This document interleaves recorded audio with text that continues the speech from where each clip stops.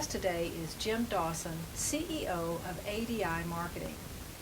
ADI Marketing is a B2B sales support business with 6 core competencies: appointment setting at the decision maker level, business message development, customer satisfaction surveys, seminar attendance, database building, and updating and market research. For the last 2 decades, ADI Marketing has been placing salespeople in front of the decision makers they want to meet. Jim feels strongly that prospecting and selling require 2 different skill sets. Jim has developed a 6-step sales process that moves through the gatekeeper and influencer to the decision maker. ADI marketing agents are trained to represent your company as well as you, or maybe better than you can. Jim, that's quite a statement. It is, isn't it? Yes. I love it. I do. Jim, you are also the author of 101 Prospecting Nuggets. Now, where can people get a copy of this? Well, actually, they can email us and ask for a copy, and we'd be more than happy to send them one. All right, great. And that'll be on our web for them to do that. Okay. So, Jim, your business focuses on getting salespeople in front of decision makers, and exactly how do you go about doing that? Well, one is that we have to know very well what the client is selling, whether it's a product or service. And then what we do is we develop something that is called a discussion guide rather than a script, because when you're dealing with high dollar items and you're dealing with CEOs, one thing you have to do is be conversational. Now, we don't have to know everything the salesperson knows. We just have to know enough to get them the appointment in front of the person that they want to meet. So who would benefit most from your services? Well, one you may look at is anyone with an annual sales of $15,000 or more. We normally become a very small part of their marketing budget and allowing them to get in front of the people that they want. Anyone with a complex sale. Our real niche is that people who are in complex sales, when they make the sale, is coordinating everything and making things work, so they don't have a lot of time to prospect. However, they always have time to go on a very good sales appointment to gain another customer. So we really have marketed that very strongly and been very successful with that. What do you need to get a project started? Well, what we need is basically a list from our clients of who they want to speak with. And we like 200 to 300 names because it takes a while to warm up a database, work through the database who are really bona fide people they can do business with. In most businesses, it's a competitive market out there. You have a number of competitors, you have people who are already set, and what you're looking for is the one that needs your services or your product, and how do you get in front of them and make that work? And that's why prospecting is quite different than selling, because you have to be persistent, you can't be tired by rejection, and you just have to know how to move on. And develop very good relationships with the gatekeepers and the influencers to make sure when you're at the decision maker things work well. You have a pilot program. Tell us a little bit about that. Right. In other words, what we're looking for is, can we make this project work? In most marketing, there's no guarantees. No guarantees with us, even though we work with many people in the same industry.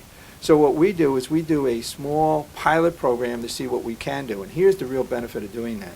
One is we're developing your message. We got the discussion guide. We're getting you in front of decision makers.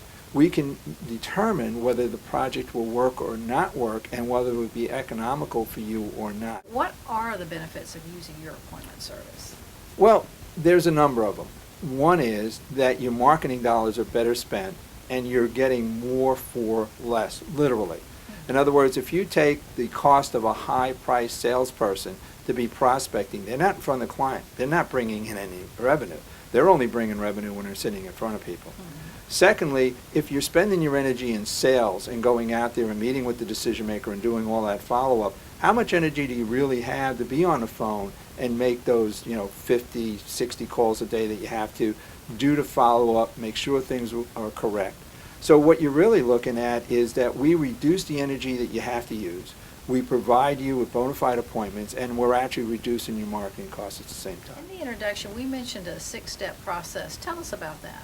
Well, we have a very succinct 6-step process that we developed over the 20 years we've been in business. And what we look at is it's very important to plan and rehearse. Now, if you know most salespeople, they don't do a lot of planning and they don't do a lot of rehearsing. What they do is they go out there and they just try to sell.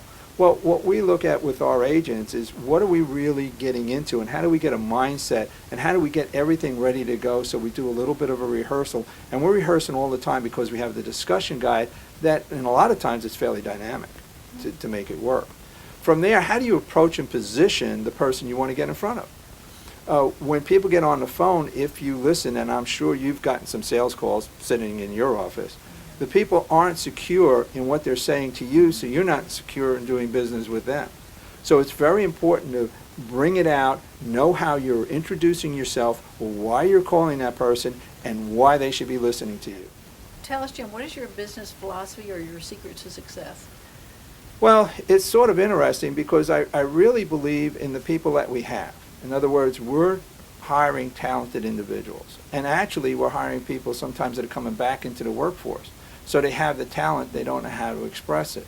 My whole business philosophy is to make people so good that if they're going to leave us, they're able to get a better job. Oh, wow. Yeah. Aren't you nice? Well, it's not about being nice. It's about bringing the potential out. You're talking to C-level individuals. Mm-hmm. And most people don't realize they put their pants on the same way we do, one leg at a time. You know, they say, oh, you know, this is C-level. No, this is just a person that has a need. And what we're trying to do is fulfill that need. And what advice would you give to a person just starting out or someone trying to continue their success, either in marketing or for some business advice in general? Well, what I look at is persistence is really key. I don't care what you do, and it's never too late to start. It's never too late to start over. In other words, you have to be focused on what the outcome is. And if you're not focused on the outcome, you're going to go every which way, and things won't work out the best that they could. Also, you have to have a very strong work ethic. It's not going to come to you. You have to go out and get it. Down to business philosophy, I couldn't read or write above a 5th grade level until I was 24 years old. So it doesn't matter where you start. It matters where you finish. Do you train people to make sales calls? Like if, let's say if I were an independent business owner and I wanted to come to you for some training, do you do Oh, that? absolutely. In other words, we've run seminars to do that. Yes. We call it prospecting for results. So we actually teach the 6 steps. We teach how to make your message effective that people will listen to you. And then we have something we call Go for Broke. And Go for Broke is how do you actually yourself get involved in making that happen. That's quite a story, as I said, inspirational story you said about not being able to read or write until you were 24 years old, and yet you have a master's degree. That's correct. And what is your master's in? IT management. And tell me, how did you overcome that? Well, first I had to find out I had the problem. Ah. All right. In other words, you go through, and actually I was in business and I was getting promotions and things of this nature. I actually got a job at a university and they promised me a free college education. I said this was great. Yes. All right. So then all of a sudden I was getting beat up all over the place, and it realized once I was tested I was less than a functional literate. So I was struggling. Now I had a lot of help because anytime I would write a paper, my wife would not write the paper for me, but she would type it up and correct the English. So I always got very good grades on my paper. On the test, I was always doing terrible. So then I had a professor who gave me my, you may say, first oral exam. I got my first A. I got my second A. So now I started realizing that it wasn't that I wasn't intelligent, it was I couldn't do things in a certain way. So what you look at is where are you starting from and what do you need? I need support if I'm sending information out. I have great ideas, I can pull together, I have a tremendous work ethic.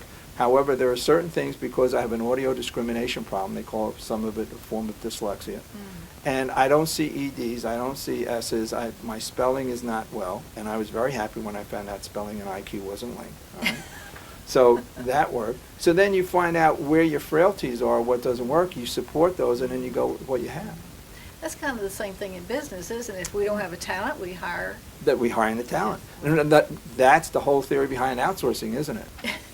Exactly. I can't do it well, let me get someone Right. who can. And that's where you come in. That's where we come in. Very That's good. right. Jim, thank you for being with us today. I appreciate your time. Oh, Diane, it was a pleasure. Thanks for having me. Great. And thank you for being with us. This is Diane Bogino. We've been talking with Jim Dawson, CEO of ADI Marketing, and we look forward to seeing you next time on Business Notes.